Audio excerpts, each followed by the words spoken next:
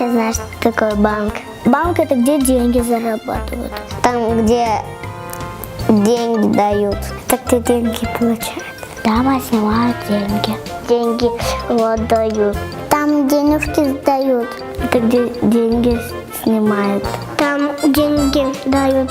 Это где надо накапливать деньги и брать себе. Там деньги снимают. Это где деньги ложат.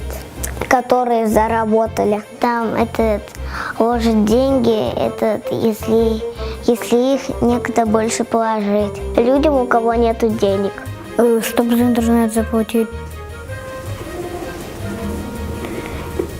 Или за телевизор, или за свет. Деньги снимают, чтобы у них было много денег. Дома деньги отправляют.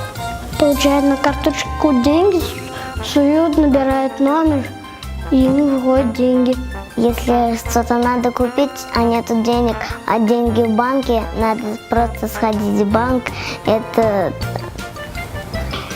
И там через пропуск там в банке узнают, что это еешние деньги или еошние деньги, а потом отдадут.